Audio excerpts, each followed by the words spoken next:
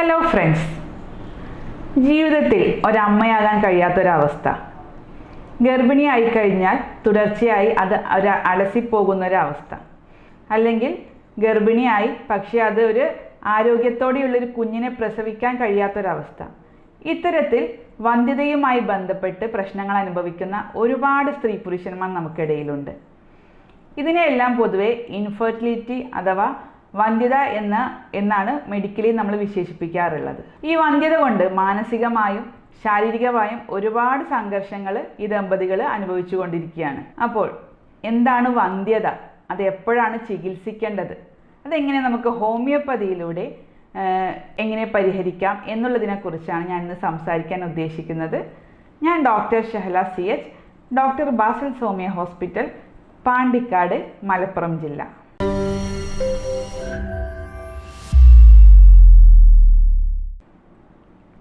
അപ്പോൾ എന്താണ് വന്ധ്യത? നമുക്കറിയാം, ഗർഭനിരോധന മാർഗങ്ങളൊന്നും ഇല്ലാതെ ഒരു വർഷം ദമ്പതികൾ ഒരുമിച്ച് താമസിച്ചിട്ടും ഗർഭിണിയാകാൻ കഴിയാത്തൊരവസ്ഥയാണ് നമ്മൾ വന്ധ്യത എന്ന് പറയുന്നത്. നമുക്കറിയാം, പഴയ കാലത്തൊക്കെ വന്ധ്യതയ്ക്ക് കാരണമായി പറയുന്നത് ഒരു സ്ത്രീയുടെ പ്രശ്നമായിട്ടാണ് കൂടുതലായിട്ട് പറഞ്ഞിരുന്നത്. പക്ഷേ അത് ആധുനിക കാലത്തിലേക്ക് എത്തിയപ്പോൾ ഒരു പഠനങ്ങളുടെയൊക്കെ ഭാഗമായിട്ട് വന്ധ്യതയ്ക്ക് സ്ത്രീക്കും പുരുഷനും ഒരുപോലെ പങ്കാളിത്തം ഉണ്ടെന്ന് മനസ്സിലാക്കി. അതുകൊണ്ട് തന്നെ നമ്മളൊരു ട്രീറ്റ്മെൻറ്റിലേക്ക് വരുമ്പോൾ അത് നമ്മൾ സ്ത്രീയെയും പുരുഷനെയും ഒരുപോലെ ട്രീറ്റ് ചെയ്തെങ്കിൽ മാത്രമേ അതൊരു ഈ ട്രീറ്റ്മെൻറ്റ് സക്സസ് ആയി തീരുകയുള്ളൂ. ഇനി വന്ധ്യതയെ നമുക്ക് രണ്ടായി തരംതിരിക്കാം. പ്രൈമറി ഇൻഫെർട്ടിലിറ്റി ഉണ്ട്, സെക്കൻഡറി ഇൻഫെർട്ടിലിറ്റി ഉണ്ട്. അപ്പോൾ എന്താണ് ഈ പ്രൈമറി? ജീവിതത്തിൽ ഒരിക്കലെങ്കിലും ഒരു പ്രാവശ്യമെങ്കിലും ഗർഭിണിയാകാത്തൊരു കണ്ടീഷനാണ് പ്രൈമറി ഇൻഫെർട്ടിലിറ്റി. സെക്കൻഡറി ഇൻഫെർട്ടിലിറ്റി എന്ന് വെച്ചാൽ ഒന്നോ രണ്ടോ തവണ അവർ പ്രഗ്നൻ്റായി കുട്ടികളായിട്ടുണ്ടാവും. പക്ഷേ മൂന്നാമതൊരു കുട്ടിക്ക് ശ്രമിച്ചു കഴിഞ്ഞാൽ, ഒരു വർഷം അവർ ഒരുമിച്ച് കഴിഞ്ഞ് ശ്രമിച്ചാലും ഈ കുട്ടികളാവാത്തൊരവസ്ഥയാണ് നമ്മൾ സെക്കൻഡറി ഇൻഫെർട്ടിലിറ്റി എന്ന് പറയുന്നത്. ഇന്ന് നമുക്ക് OPയിൽ കൂടുതൽ സെക്കൻഡറി ഇൻഫെർട്ടിലിറ്റിയാണ് കൂടുതലായിട്ട് കണ്ടുവരുന്നത്. അതിന് കുറേ കാരണങ്ങളുണ്ട്. ഒന്നാമത്തേത് ഒരു റീസൺ പറയുന്നത് നമ്മൾ സ്ത്രീകളുടെ പ്രായമാണ്, ഏജ്. നമുക്കറിയാം, ഒരു 22 മുതൽ 27 വയസ്സ് വരെയാണ് സ്ത്രീകൾക്ക് കൂടുതൽ പ്രത്യുൽപാദന ശേഷി അല്ലെങ്കിൽ ഗർഭിണിയാകാൻ കൂടുതൽ സാധ്യതയുള്ള സമയം. ഒരു 22 മുതൽ 27 വയസ്സ് വരെയാണ്. ഒരു 30-35 വയസ്സായി കഴിഞ്ഞാൽ അതിനുള്ള ഓവേറിയൻ റിസർവ് കുറയുകയും വന്ധ്യതയ്ക്ക് അല്ലെങ്കിൽ ഗർഭിണിയാവാനുള്ള സാധ്യത കുറഞ്ഞു വരികയാണ് ചെയ്യുന്നത്. അതുകൊണ്ട് തന്നെ സെക്കൻഡറി ഇൻഫെർട്ടിലിറ്റിൻ്റെ റേറ്റ് കൂടി വരുന്നതും ചെയ്യുന്നുണ്ട് ഈ പ്രായം എത്തിക്കഴിഞ്ഞാൽ. രണ്ടാമത്തെ ഒരു കാര്യം, സ്ത്രീകളുടെ വയസ്സ് കൂടുന്തോറും അവർക്ക് അബോർഷൻ അല്ലെങ്കിൽ ഗർഭധാരണത്തിനുള്ള അലസിപ്പോകാനുള്ള ചാൻസ് വളരെയധികം കുറഞ്ഞു വരുന്നുണ്ട് ഏജ് കൂടുന്തോറും. അപ്പോൾ ഇത്രയും കാരണങ്ങൾ കൊണ്ടൊക്കെ തന്നെയാണ് ഈ സെക്കൻഡറി ഇൻഫെർട്ടിലിറ്റി ഇന്ന് കൂടുതൽ നമ്മൾ ക്ലിനിക്കുകളിൽ കണ്ടുവരുന്നത്. ഇനി നമുക്ക് അതിൻ്റെ കാരണങ്ങൾ ഓരോന്നോരോന്നായിട്ട് പരിശോധിക്കാം. അപ്പോൾ നമുക്കറിയാം, ആണിനും പെണ്ണിനും ഒരുപോലെ പങ്കാളിത്തമുണ്ട് ഈ വന്ധ്യതയുടെ പിന്നിൽ. അപ്പോൾ പിന്നെ രണ്ടാൾക്കും തുല്യ പങ്കാളിത്തമാണ്. അതായത് 40% മെയിൽ ഫാക്ടേഴ്സ് കൊണ്ടും 40% ഫിമെയിൽ ഫാക്ടേഴ്സ് കൊണ്ടും ഈ വന്ധ്യത വരുന്നുണ്ട്. ചില കേസിൽ കമ്പൈൻഡ് ആയിട്ടുള്ള കാരണങ്ങൾ കൊണ്ടും രണ്ടാളുടെയും കാരണങ്ങൾ കൊണ്ട് വരാറുണ്ട്. ചില കേസിൽ നമുക്ക് അറിയാത്ത ചില കാരണങ്ങൾ കൊണ്ടും ഈ വന്ധ്യത വരാറുണ്ട്. അപ്പോൾ ആദ്യം നമുക്ക് പുരുഷ വന്ധ്യതയുടെ കാരണങ്ങൾ നോക്കാം. പുരുഷന്മാരിൽ നമ്മൾ കൂടുതലായിട്ട് കാരണങ്ങൾ കണ്ടെത്തിയിട്ടുള്ളത് അവരുടെ ലൈംഗികപരമായിട്ടുള്ള അല്ലെങ്കിൽ സെക്സിൽ ഏർപ്പെടുമ്പോഴുള്ള ബുദ്ധിമുട്ടുകളാണ് കൂടുതൽ വന്ധ്യതയ്ക്ക് കാരണമായി വരുന്നത്. അതായത് അവർക്ക് സ്ഖലനക്കുറവ്, പിന്നെ സ്ഖലനം നേരത്തെ സംഭവിക്കുന്നത്, പിന്നെ സെക്സിനോട് താല്പര്യക്കുറവ്, ഓർഗാസം ഇല്ലാതിരിക്കുക, ഇത്തരത്തിലുള്ള നിരവധി ലൈംഗിക പ്രശ്നങ്ങൾ അവരെ വന്ധ്യതയ്ക്ക് ഇടയാക്കുന്നുണ്ട്. പിന്നെ രണ്ടാമതായിട്ട് നമ്മൾ കൂടുതലായിട്ട് കണ്ടുവരുന്നത് അവരുടെ ബീജവുമായി ബന്ധപ്പെട്ട പ്രശ്നങ്ങളാണ്. ബീജത്തിൻ്റെ കുറവ്, പിന്നെ ചലനക്കുറവ്, പിന്നെ അതിൻ്റെ ആക്റ്റീവായിട്ടുള്ള ബീജങ്ങൾ ഇല്ലാതിരിക്കുക തുടങ്ങിയ ഒട്ടനവധി ക്വാളിറ്റിയിലുള്ള പ്രശ്നങ്ങൾ നമ്മൾ കണ്ടുവരുന്നുണ്ട്. പിന്നെ മൂന്നാമതായി നമ്മൾ കോമൺ ആയി കണ്ടുവരുന്നതാണ് വെരിക്കോസിൽ. അതായത് അവർ വൃഷ്ണസഞ്ചിയുടെ അടുത്തുള്ള നമ്മളെ ഞരമ്പുകളുടെ വീക്കം കാരണം അവിടുത്തെ ബീജത്തിൻ്റെ പ്രൊഡക്ഷൻ കുറയുകയും അതിൻ്റെ ട്രാൻസ്പോർട്ടിൽ പ്രശ്നം വരികയൊക്കെ ചെയ്യുന്ന അവസ്ഥയാണ് വെരിക്കോസിൽ. ഇതും വന്ധ്യതയ്ക്ക് വളരെയധികം ഒരു കോമൺ ആയിട്ട് കാരണമായി വരാറുണ്ട്. പിന്നെ നമുക്കറിയാം ഷുഗർ, ഡയബറ്റീസ് ഉള്ള രോഗികൾക്ക് പിന്നെ സ്മോക്കിങ്, ആൽക്കഹോളൊക്കെ സ്ഥിരമായിട്ട് ഉപയോഗിക്കുന്ന പുരുഷന്മാരിലും നമ്മൾ വന്ധ്യത കൂടുതലായിട്ട് കണ്ടുവരുന്നുണ്ട്. ഇനി നമ്മൾ അവർക്ക് എന്തൊക്കെ ടെസ്റ്റുകളാണ് നമ്മൾ നിർദ്ദേശിച്ചു കൊടുക്കാറുള്ളതെന്ന് നോക്കാം. ആദ്യം തന്നെ നമ്മളൊരു ക്ലിനിക്കൽ ഹിസ്റ്ററിയാണ്, അവർ ഡീറ്റെയിൽഡ് ആയിട്ടുള്ള ഒരു ഹിസ്റ്ററി എടുക്കും. അതായത് അവർക്ക് ചെറുപ്പകാലത്ത് അവരെ വൃഷ്ണം താഴേക്ക് ഇറങ്ങി വരാത്ത എന്തെങ്കിലും ബുദ്ധിമുട്ട്, അൺഡിസെൻഡഡ് ടെസ്റ്റിസ് എന്ന് പറയും അതിന്, അങ്ങനത്തെ എന്തെങ്കിലും ബുദ്ധിമുട്ടുണ്ടോ എന്ന് നോക്കും. അല്ലെങ്കിൽ ചെറുപ്പകാലത്ത് എന്തെങ്കിലും മുണ്ടി വീക്കം, മംസ് പോലെയുള്ള അസുഖങ്ങൾ വന്നിട്ടുണ്ടോ എന്ന് നോക്കും. പിന്നെ അവർക്ക് ഒബീസിറ്റി, പിന്നെ ഹോർമോണൽ തകരാറുകൾ, അങ്ങനെ എന്തെങ്കിലും ഉണ്ടോ എന്ന് നമ്മൾ ക്ലിനിക്കൽ ഹിസ്റ്ററി വഴി നമ്മൾ പരിശോധിക്കും. പിന്നെ അവർ ഡീറ്റെയിൽഡ് ആയിട്ടുള്ള ഒരു ഫിസിക്കൽ എക്സാമിനേഷൻ ആവശ്യമാണെങ്കിൽ അതും ചെയ്തു വരാറുണ്ട്. പിന്നെ നമ്മൾ സെമൻ അനാലിസിസ്, അതായത് അവർ ശുക്ലം എടുത്ത് പരിശോധിക്കുന്നത്, അത് ചെയ്യാൻ പറയാറുണ്ട്. അത് അറ്റ്ലീസ്റ്റ് 2 സാമ്പിളെങ്കിലും എടുക്കാൻ പറയും. ഇനി അതിലെന്തെങ്കിലും ഒന്നിൽ ഡിഫക്ട്സ് വന്നാൽ മറ്റേതിലുമായിട്ട് അത് കമ്പയർ ചെയ്തിട്ട് അത് അസുഖത്തിൻ്റെ കാരണം കണ്ടെത്താനാണ് 2 സാമ്പിളെങ്കിലും എടുക്കാൻ പറയുന്നത്. അതിൽ നമുക്ക് ബീജത്തിൻ്റെ പ്രശ്നങ്ങളും കാര്യങ്ങളെല്ലാം മനസ്സിലാക്കാൻ കഴിയും. പിന്നെ ചില കേസിൽ നമ്മൾ ട്രാൻസ് റെക്ടൽ അൾട്രാസോണോഗ്രാഫി പറയാറുണ്ട്, കളർ ഡോപ്ലർ സ്റ്റഡി പറയാറുണ്ട്. പിന്നെ ചില അഡ്വാൻസ്ഡ് കേസിൽ ടെസ്റ്റിക്കുലർ ബയോപ്സി വരെ നമ്മൾ നിർദ്ദേശിച്ചു കൊടുക്കാറുണ്ട്. പിന്നെ ഇത്രയും കാര്യങ്ങൾ നോക്കിക്കഴിഞ്ഞാൽ നമ്മൾ പുരുഷ വന്ധ്യതയുടെ കാരണങ്ങൾ നമുക്ക് ഏകദേശം മനസ്സിലാവും. ഇനി അടുത്തതായിട്ട് സ്ത്രീ വന്ധ്യതയുടെ കാരണങ്ങളാണ് ഞാൻ പറയാൻ ഉദ്ദേശിക്കുന്നത്. നമുക്കറിയാം, സ്ത്രീകളിൽ കൂടുതലും അവരുടെ മെൻസ്ട്രൽ സൈക്കിളും ഓവുലേഷനുമായി ബന്ധപ്പെട്ട പ്രശ്നങ്ങളാണ് കൂടുതലും കണ്ടുവരുന്നത്. ഇതിനെ പൊതുവെ നമ്മൾ ഹോർമോൺ തകരാറുകൾ എന്ന് നമ്മൾ സാധാരണ പൊതുവെ വിശേഷിപ്പിക്കാറുണ്ട്.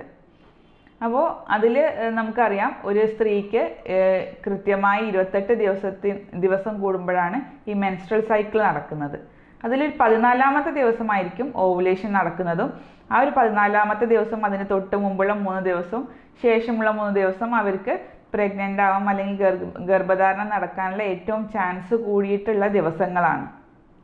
അപ്പോൾ ആ ദിവസങ്ങൾ ഈ മിസ്സായി കഴിഞ്ഞാൽ അതും ഒരു വന്ധ്യതയ്ക്ക് വലിയൊരു കാരണമായി വരാറുണ്ട്. പല പേഷ്യൻസും നമുക്കറിയാം, ഒ പിയിൽ വരുമ്പോൾ ബാക്കി എല്ലാ ടെസ്റ്റുകളും കാര്യങ്ങളെല്ലാം നോർമലായിരിക്കും. പക്ഷേ ഈ മെൻസ്ട്രൽ സൈക്കിളിലുള്ള ഈ ഓവുലേഷൻ്റെ ഡേയ്സ്, അതായത് 14ാമത്തെ ദിവസങ്ങളൊക്കെ അവർ ലൈംഗിക ബന്ധത്തിൽ ഏർപ്പെടാത്തത് കാരണം അവർക്ക് കുട്ടികളില്ലാതെ പോകുന്ന ഒരവസ്ഥ നമ്മൾ കണ്ടുവരാറുണ്ട്. അപ്പോൾ ഈ ദിവസങ്ങൾ ഒരിക്കലും നമ്മൾ ഈ വന്ധ്യത അനുഭവിക്കുന്ന ദമ്പതികൾ ഒരിക്കലും അത് മിസ് ചെയ്യാൻ പാടില്ല. ആ ദിവസങ്ങളെക്കുറിച്ചും ആ ഓവുലേഷൻ നടക്കുന്നതിനെക്കുറിച്ചും കൃത്യമായിട്ടുള്ള നിർദ്ദേശങ്ങൾ നമ്മൾ കൗൺസിലിങ്ങിൻ്റെ സമയത്ത് കൊടുത്തു വരാറുണ്ട്. അത് കാരണം ചിലപ്പോൾ ഈ വന്ധ്യത പരിഹരിച്ച് വരാറുണ്ട്. ചില കേസിൽ ഇത് മാത്രം പോരാ, അതിൻ്റെ കൂടെ നമ്മൾ മെഡിസിനും കൂടെ കൊടുത്തതിന് ശേഷമാണ് വന്ധ്യതയ്ക്കുള്ള പരിഹാരം കാണാറുള്ളത്. ഇനി വേറൊരു കാരണം സ്ത്രീ വന്ധ്യതയ്ക്ക് കാരണമായി പറയുന്നത് നമ്മളെ യൂട്രസുമായി ബന്ധപ്പെട്ട പ്രശ്നങ്ങൾ, അതായത് ഫൈബ്രോയിഡ് മുഴകൾ അല്ലെങ്കിൽ പോളിപ്പുകൾ, അങ്ങനത്തെ മുഴകൾ കാരണം ഈ വന്ധ്യതയ്ക്ക് കാരണമാവാം. ചെറിയ മുഴകളൊക്കെ ആണെങ്കിൽ നമുക്കറിയാം, അത് ഹോമിയോപ്പത്തിക് മെഡിസിൻസ് വഴി നമുക്ക് നല്ലപോലെ ട്രീറ്റ് ചെയ്ത് മാറ്റാവുന്നതാണ്. പക്ഷെ കുറച്ച് വലിയ മുഴയായി കഴിഞ്ഞാൽ അത് സർജറി ചെയ്ത് റിമൂവ് ചെയ്യുക, എന്നിട്ട് അതിന് ശേഷം അത് വീണ്ടും വരാതിരിക്കാനും പിന്നെ ഗർഭധാരണം നടത്താനും നമുക്ക് ഹോമിയോപ്പത്തിക് മെഡിസിൻസ് നമ്മൾ കൊടുക്കാറുണ്ട്. പിന്നെ PCOD നമുക്കറിയാം, പോളിസിസ്റ്റിക് ഓവേറിയൻ സിൻഡ്രോം, അത് നമ്മൾ കൂടുതലായിട്ട് പെൺകുട്ടികളിൽ ഇപ്പോൾ കണ്ടുവരുന്നുണ്ട്. അത് മെൻസസ് നടക്കാത്തൊരവസ്ഥ, അല്ലെങ്കിൽ ഇറഗുലറായിട്ട് മെൻസസ് നടക്കുന്നൊരവസ്ഥ, പിന്നെ കൂടുതലായിട്ടുള്ള രോമ വളർച്ച, പിന്നെ വയറ് ചാടുന്നൊരവസ്ഥ, ഇത്തരത്തിലുള്ള ഒരുപാട് ഹോർമോൺ തകരാറുകൾ പെൺകുട്ടികളിൽ ഇപ്പോൾ കണ്ടുവരുന്നുണ്ട്. ഇതും വന്ധ്യതയ്ക്ക് ഒരു കാരണമായേക്കാം. പിന്നെ നമ്മൾ കണ്ടുവരുന്നത് അവരുടെ സെക്ഷൽ ആക്റ്റുമായി ബന്ധപ്പെട്ട പ്രശ്നങ്ങളാണ്. അതായത് ചില പെൺകുട്ടികൾക്ക് ലൈംഗികപരമായിട്ടുള്ള താല്പര്യക്കുറവ്, അവർക്ക് അവരുടെ മനസ്സിലുള്ള ഈ ലൈംഗിക ബന്ധത്തിൽ ഏർപ്പെടുമ്പോഴുള്ള വേദനയൊക്കെ അവർക്ക് ഓൾറെഡി ഒരു മനസ്സിൽ ഒരു ഭയങ്കര വേദനാജനകമായിട്ടുള്ളൊരു കാര്യമായിട്ടായിരിക്കും അവർ കരുതിയിട്ടുണ്ടാവുക. അത് കാരണം ലൈംഗിക ബന്ധത്തിനോടുള്ള ഒരു താല്പര്യക്കുറവ്, പിന്നെ ലൈംഗിക ബന്ധത്തിൽ ഏർപ്പെടുമ്പോഴുള്ള വേദന, പിന്നെ ചിലപ്പോൾ ഡ്രൈനെസ്, ഇത്തരത്തിലുള്ള പ്രശ്നങ്ങളും വന്ധ്യതയ്ക്ക് കാരണമായേക്കാം. പിന്നെ യൂഷ്വലി നമ്മൾ പറയുന്ന ജനറൽ ഡിസീസുകളുള്ള, അതായത് ഡയബറ്റിസ് അല്ലെങ്കിൽ തൈറോയിഡ് അല്ലെങ്കിൽ പിറ്റ്യൂട്ടറി ഗ്ലാൻഡിൻ്റെ പ്രശ്നങ്ങളുള്ള സ്ത്രീകളിലും വന്ധ്യത വന്നേക്കാം. ഇത്തരം കാരണങ്ങളൊക്കെയാണ് സ്ത്രീ വന്ധ്യതയ്ക്ക് ഉള്ള പ്രധാന കാരണങ്ങൾ. ഇനി നമുക്ക് എങ്ങനെ ഈ സ്ത്രീ വന്ധ്യത എങ്ങനെ കണ്ടെത്താമെന്ന് നോക്കാം. അതിൽ നമ്മൾ കൂടുതലായിട്ട് ചെയ്യുന്നത് ഹോർമോണൽ സ്റ്റഡീസാണ്. FSH, LH, പ്രൊലാക്റ്റിൻ, അതുപോലെ ഈസ്ട്രോജൻ, ടെസ്റ്റോസ്റ്റിറോൺ എന്നിങ്ങനെയുള്ള ഹോർമോണുകളുടെ ലെവൽ നോക്കി നമുക്ക് ഹോർമോൺ തകരാറുകൾ കണ്ടെത്താം. പിന്നെ രണ്ടാമത്തേതായി നമ്മൾ അൾട്രാസോണോഗ്രാഫി നിർദ്ദേശിക്കാറുണ്ട്. ഈ PCOD അല്ലെങ്കിൽ ഫൈബ്രോയിഡ് മുഴകളൊക്കെ കണ്ടെത്താൻ ഈ അൾട്രാസോണോഗ്രാഫി നിർദ്ദേശിക്കാറുണ്ട്. ചില കേസിൽ ലാപ്രോസ്കോപ്പി അല്ലെങ്കിൽ ഹിസ്റ്ററോസാൽപിഞ്ചോഗ്രാഫി എന്നിങ്ങനെയുള്ള ടെസ്റ്റുകളും നിർദ്ദേശിച്ചു കൊടുക്കാറുണ്ട്. അപ്പോൾ ഇത്തരത്തിലുള്ള ടെസ്റ്റുകൾ ചെയ്തു കഴിഞ്ഞാൽ നമുക്ക് ഈ സ്ത്രീ വന്ധ്യതയുടെ കാരണങ്ങളും കണ്ടെത്താവുന്നതാണ്. ഇത്തരത്തിൽ യഥാർത്ഥ കാരണം കണ്ടെത്തി ചികിത്സിക്കുമ്പോഴാണ് ഈ വന്ധ്യതാ ചികിത്സ ഒരു പൂർണ്ണ രൂപത്തിലേക്ക് എത്തുന്നത്. നമ്മൾ ഇതിൻ്റെ കൂടെ നമ്മൾ കൗൺസിലിങ്ങും കൂടെ കൊടുത്തു വരുന്നുണ്ട്. കൗൺസിലിങ്ങും കൂടെ കൊടുക്കുമ്പോഴാണ് അവർക്ക് ആ മെൻസ്ട്രൽ സൈക്കിളിനെ കുറിച്ചും പ്രഗ്നൻ്റ് ആവാൻ ചാൻസ് ഉള്ള കൂടുതൽ ദിവസങ്ങളെക്കുറിച്ചൊക്കെ ഒരു ഐഡിയ കിട്ടുന്നതും എന്തൊക്കെ മാറ്റങ്ങളാണ് ജീവിതശൈലിയിൽ വരുത്തേണ്ടത് എന്നുള്ളതിനെ കുറിച്ചൊക്കെ ഒരു ഐഡിയ കിട്ടുന്നത് ഈ കൗൺസിലിംഗ് സെക്ഷൻ വഴിയാണ്. നമ്മൾ ഇതിൻ്റെ ട്രീറ്റ്മെൻറ്റ് ആസ്പെക്റ്റിലേക്ക് പോയി കഴിഞ്ഞാൽ നമുക്കറിയാം പല സ്ത്രീകളും ഈ പല ഹോർമോണൽ ട്രീറ്റ്മെൻറ്റുകളും അല്ലെങ്കിൽ വേദനാജനകമായിട്ടുള്ള ഇഞ്ചക്ഷൻ പ്രൊസീജിയറുകളും എല്ലാം കഴിഞ്ഞിട്ട് പലതവണ IVF ചെയ്തിട്ടും മടുത്തിട്ടൊക്കെ ആയിരിക്കും നമ്മളെടുത്ത് OPയിൽ വരുന്നുണ്ടാവുക. അത്തരക്കാർക്ക് നമ്മൾക്ക് ഹോമിയോപ്പതി ചികിത്സ വളരെയധികം ഗുണം ചെയ്ത് കണ്ടുവരാറുണ്ട്. ഹോമിയോപ്പതി മെഡിസിൻസ് കാരണം നമ്മൾ ഈ ഹോർമോണൽ ഇംബാലൻസ് കറക്റ്റ് ചെയ്യാനും അതുവഴി ഒരു ഹോർമോണൽ ഹാർമണിയിലേക്ക് എത്തി ബാക്കി എല്ലാ അസുഖങ്ങളും കറക്റ്റ് ചെയ്യാനും നമുക്ക് കഴിയാറുണ്ട്. ഇപ്പോൾ സ്ത്രീകളിലാണെങ്കിൽ മെൻസ്ട്രൽ സൈക്കിൾ അതുവഴി കറക്റ്റ് ചെയ്യാനും പുരുഷന്മാരിലാണെങ്കിൽ അവരുടെ ബീജത്തിൻ്റെ പ്രൊഡക്ഷനൊക്കെ കറക്റ്റ് ചെയ്ത് ബീജം സാധാരണ കൗണ്ടിലേക്ക് എത്താനൊക്കെ അത് സഹായിക്കാറുണ്ട്. മിക്ക പുരുഷന്മാരും നമ്മൾ ട്രീറ്റ്മെൻറ്റിൻ്റെ സമയത്ത് പറയാറുണ്ട്, ഡോക്ടറെ നമ്മൾ ട്രീറ്റ്മെൻറ്റ് എടുക്കുമ്പോൾ കൗണ്ട് നല്ല ഹൈ ആയിരിക്കും, പക്ഷേ ട്രീറ്റ്മെൻറ്റ് കഴിഞ്ഞാൽ കൗണ്ട് അതേപടി ഡൗൺ ആകാറുണ്ട് എന്ന് പറയാറുണ്ട്. പക്ഷെ നമ്മൾ ഹോമിയോപ്പതി ചികിത്സ സ്വീകരിക്കുകയാണെങ്കിൽ ആ ഹോർമോണൽ ഇംബാലൻസ് കറക്റ്റ് ചെയ്യുന്നത് കാരണം ഈ സ്പേമിൻ്റെ കൗണ്ട് അല്ലെങ്കിൽ ബീജത്തിൻ്റെ കൗണ്ട് ട്രീറ്റ്മെൻറ്റിന് ശേഷവും ഹൈ ആയി നിലനിൽക്കാൻ അത് വളരെയധികം സഹായിക്കുന്നുണ്ട്. ഒരു പെർമനൻ്റ് ആയിട്ടുള്ള റിസൾട്ടായിരിക്കും നമുക്ക് ഈ ട്രീറ്റ്മെൻറ്റ് കാരണം കിട്ടുന്നത്. പിന്നെ സ്ത്രീകളുടെ കാര്യത്തിലാണെങ്കിൽ പല സ്ത്രീകളും നമുക്കറിയാം ഈ വേദനാജനകമായിട്ടുള്ള ട്രീറ്റ്മെൻറ്റ് ഭയന്നിട്ട് അല്ലെങ്കിൽ IVF മടുത്തിട്ടൊക്കെ ആയിരിക്കും നമ്മളെടുത്ത് വരുന്നുണ്ടാവുക. അപ്പോൾ അത്തരത്തിലുള്ളൊരു പെയിൻഫുൾ സൈഡ് എഫക്റ്റ് നമ്മൾക്ക് ഹോമിയോപ്പതി ചികിത്സ വഴി കിട്ടുന്നില്ല. പിന്നെ സാമ്പത്തികമായിട്ട് നമുക്കറിയാം IVF ഒക്കെ പലതവണ ചെയ്ത് കഴിഞ്ഞാൽ സാമ്പത്തികമായി വളരെ ബുദ്ധിമുട്ടുണ്ടാവുന്നൊരു അവസ്ഥയാണത്. അപ്പോൾ ഇത്തരത്തിലുള്ളൊരു പേഷ്യൻസിന് വളരെ യൂസർ ഫ്രണ്ട്ലി ആയിട്ടുള്ള ഒരു ചികിത്സാ രീതിയാണ് ഹോമിയോപ്പതി. പിന്നെ നമ്മൾ ഈ ഒരു വന്ധ്യതാ ചികിത്സയിൽ നമ്മൾ ചെയ്യുന്നത് ഒരു പ്രത്യേക ഹോമിയോ ചികിത്സാ രീതിയിലൂടെ നമ്മൾ ചെയ്യുന്നത് ഒരു രോഗിയുടെ അവരുടെ ശാരീരികവും മാനസികവുമായിട്ടുള്ള എല്ലാ വ്യതിയാനങ്ങളും മനസ്സിലാക്കിക്കൊണ്ട് അവരുടെ യഥാർത്ഥ കാരണങ്ങൾ കണ്ടെത്തി ആവശ്യത്തിനുള്ള ടെസ്റ്റുകൾ നിർദ്ദേശിച്ചുകൊണ്ടുള്ള ഒരു കംപ്ലീറ്റ് ട്രീറ്റ്മെൻറ്റ് ചികിത്സാ രീതിയാണ് നമ്മൾ ചെയ്തു കൊടുക്കുന്നത്. അതിൽ ഹോമിയോപ്പതിക് ജർമ്മൻ പൊട്ടൻസി മരുന്നുകൾ ഉപയോഗിച്ച് വരുന്നുണ്ട്. അതൊരു കോൺസ്റ്റിറ്റ്യൂഷണൽ അപ്രോച്ച് വഴിയാണ് നമ്മളത് മെഡിസിൻസ് സെലക്ട് ചെയ്യുന്നത്. രോഗനിർണയത്തിനും മരുന്ന് നിർണയത്തിനും നമ്മളൊരു യൂറോപ്യൻ നിർമ്മിത സോഫ്റ്റ്വെയറിൻ്റെ സഹായത്തോടു കൂടിയാണ് അത് ചെയ്യുന്നത്. ഇത്തരത്തിലുള്ള ഒരു ട്രീറ്റ്മെൻറ്റ് ചികിത്സാ രീതിയിലൂടെ നമുക്ക് ഇൻഫെർട്ടിലിറ്റിയെ കുറഞ്ഞ കാലയളവ് കൊണ്ട് തന്നെ പൂർണ്ണമായും അത് മാറ്റിയെടുക്കാൻ കഴിയും.